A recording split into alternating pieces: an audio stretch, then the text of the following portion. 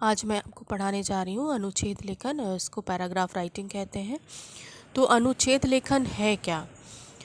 तो अनुच्छेद लेखन है आपके जो ज्ञान है, जब हम अपने ज्ञान और अनुभव के आधार पर सीमित शब्दों में किसी विषय पर कुछ लिखते हैं तो वह अनुच्छेद होता है। अनुच्छेद लेखन वह कहलाता है। तो अनुच्छेद लेखन लिखते समय हम सीमित शब्दों का प्रयोग करते हैं और अपने विचारों और भावों को हम सीमित शब्दों में प्रस्तुत करते हैं। और एक बात मैं आपको समझाना चाहूँगी कि अनुच्छेद लेखन को निबंध लेखन का सार मत समझिए। मतलब ये मत समझिए कि निबंध लेखन का शॉर्ट फॉर्म है अनुच्छेद लेखन। अनुच्छेद लेखन निबंध लेखन से बहुत भिन्न होता है। और निबंध लेखन में जिस प्रकार से पैराग्राफ वाइज हम लिखते हैं, उसमें निष्कर्षों को देते हैं, भूमिका देते हैं। तो अनुच्छेद लेखन में हम ऐसा नहीं करते। तो अनुच्छेद लेखन अपने आप में एक पूर्ण लेख होता है और उसी एक पैराग्राफ में हम जो भी विषय हमारा होता है तो उस विषय को हम समझाते हुए, अपने सुझाव देते हुए अपनी बातों को हम लिखते हैं। तो निबंध से भिन्न अनुच्छेद लिखते समय भूमिका बांधने और निष्कर्ष देने की आवश्यकता हमें नहीं पड़ती। जैसे हम निबंध में देते हैं कि हम भूमिका लिखेंगे और उसके बाद उसकी रूपरेखा हम देते रहते हैं। तो इस तरह से हम अनुच्छेद लेखन में नहीं करते। तो इसका मतलब ये है कि इसे लिखते समय किसी निश्चित ढांचे में बंधने की अपेक्षा नहीं होती। एक अनुच्छेद को कोई निश्चित ढांचा नहीं है। आप अपने विचार के अनुसार अपनी बात को हम कह सकते हैं। और ध्यान में हमें रखना है कि जो विषय हमें दिया गया है उसको केंद्र में रख के, मतलब दिए गए टॉपिक को केंद्र में रखकर हम अपनी बातों को अनुच्छेद लेखन में विस्तार से हम लिखते हैं। और हमें ये भी ध्यान में रखना है कि अनुच्छेद लिखते समय जो भी हमारा टॉपिक हमें मिला है तो उसके विपरीत में या उससे अलग हम उसमें कुछ ना लिखें। अनुच्छेद लेखन में हम टू द पॉइंट बात करते हैं। तो जो टॉपिक दिया रहता है उसी को हम उसमें लिखते हैं। और ये भी ध्यान में हमें रखना है कि जब हम अपनी बातों को हम उसमें लिख रहे हैं तो जो वाक्य हैं वो आपस में एक दूसरे से संबंध रखते हुए हों, एक दूसरे से जुड़ते हों। ऐसा ना हो कि हमने एक वाक्य लिखा और दूसरा तथ्य जो हम लिख रहे हैं तो वो उससे मैच नहीं कर रहा हो और ऐसा लगे कि जैसे यहाँ पे कुछ मिसिंग है, जैसे कुछ अधूरा सा है। तो ये अधूरापन नहीं लगना चाहिए। लिखते समय स्वाभाविक लिखना चाहिए, क्रमिक लगना चाहिए, वन बाय वन सारी बातें बैठती रहनी चाहिए। और अनुच्छेद में स्पष्टता और सजीवता लाने के लिए संगति एवं एकाग्रता आवश्यक है। मतलब आप अगर बहुत ध्यान पूर्वक जब आप लिखेंगे तो ये सारी बातें आपके अनुच्छेद में पाई जाएंगी।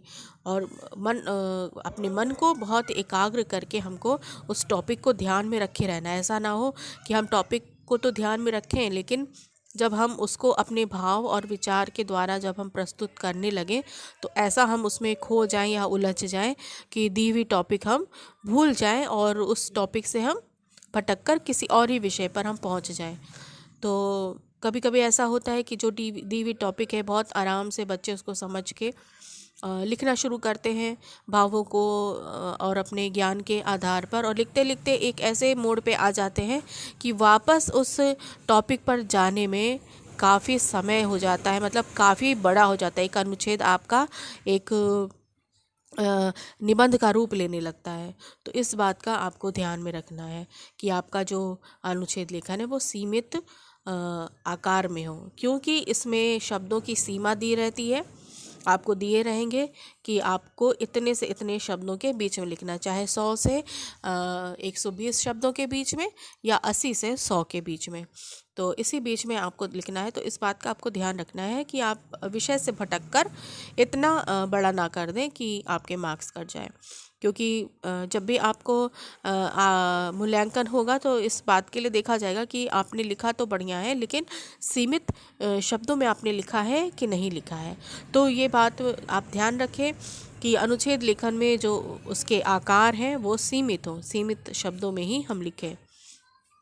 और जो भी विषय दिया गया है उस विषय को केंद्र में रख के लिखें और उसी पर ध्यान लगाते हुए अपने विचार को वन बाय वन प्रस्तुत करते रहें। और कोई भी अलंकार या अव्यय आदि देने की इसमें आवश्यकता नहीं है। और अगर बहुत ज़्यादा आप इस विषय से अवगत हैं, आपको लगता है कि ये कोई ऐसी बात है या ऐसा वाक्य है आपको इसमें लिखना चाहिए, तो एक बस हिंट जैसा आपको दे देना है। पूरा पूरा वाक्य नहीं लिखे, पूरी पूरी कहानी ना लिख दें। तो मुहावरों आदि का आप प्रयोग करें, लेकिन थोड़ा शॉर्ट में। और उसके बाद जो भी भाषा में विषयानुसार सहजता तथा प्रवाह हो आपके उसमें लेख में। और अनुच्छेद लेखन जो है वो, तो ये जो अनुच्छेद लेखन है ये पत्र और निबंध और संवाद लेखन का ही एक मतलब उसी की विधा में ये आता है। लेकिन अनुच्छेद लेखन जो है ये अपने आप में एक अलग विधा है और निबंध से ये बिल्कुल भी अलग है। तो निबंध और अनुच्छेद को आप एक ना समझें। और लिखते समय आप ये भी ध्यान में रखेंगे कि आपकी जो भाषा है, जिन भाषा का आप प्रयोग कर रहे हैं, हिंदी है तो हिंदी भाषा का ही आप प्रयोग करेंगे। लेकिन आपकी जो भाषा है बहुत ही सहज होनी चाहिए और स्पष्ट होनी चाहिए। और ग्रामर का बहुत ही ध्यान रखते हुए आप बात को अपने लिखेंगे। आप जिस लिंग का प्रयोग कर रहे हैं और जिन वचनों का आप प्रयोग कर रहे हैं और उन सब को आप ध्यान में रखते हुए बात को लिखेंगे। ऐसा ना हो कि व्याकरण की दृष्टि से उसमें त्रुटि पाई जाए, तो इस बात का आप ध्यान रखेंगे। तो जिस तरह निबंध में कई पार्ट्स होते हैं, तो उसी तरह अनुच्छेद लेखन को भी मुख्यतः 4 भागों में हम इसको बांट सकते हैं।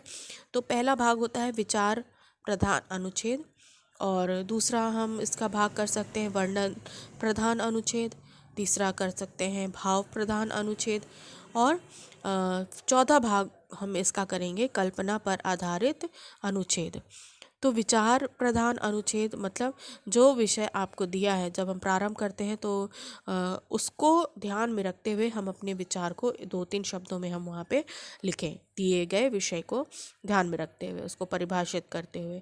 उसके बाद वर्णन प्रधान अनुच्छेद, तो वर्णन प्रधान अनुच्छेद में हम उसका वर्णन देते हुए, जो भी विषय टॉपिक हमें मिला है उसका वर्णन देते हुए हम उस पैराग्राफ को अपना एक दूसरा रूप हम उसको देते रहेंगे।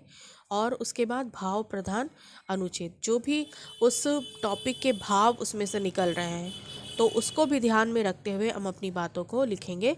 फिर है कल्पना पर आधारित अनुच्छेद, तो कल्पना के बल पे भी हम अनुच्छेद को लिख सकते हैं। आपकी अगर कल्पना करने की शक्ति है, आप अगर कल्पना करने में कल्पना कर सकते हैं, तो आप अनुच्छेद को भी बहुत आराम से लिख लेंगे। क्योंकि निबंध में जो है आप टॉपिक के आधार पर आप उसको पैराग्राफ वाइज लिखते जाते हैं, लेकिन अनुच्छेद में आप एक पैराग्राफ में ही अपनी बात को कहेंगे। तो अगर आप अपने बातों को कल्पना के आधार पर लिख सकते हैं तो आप लिखेंगे, तो बहुत आसानी से आप इस काम को कर सकते हैं। तो ये था अनुच्छेद लेखन। आप विषय को समझ के ध्यानपूर्वक समझाई गई हुई बातों को ध्यान में रखते हुए आप लिखेंगे तो बिल्कुल आपको अच्छे मार्क्स इसमें ज़रूर मिलेंगे।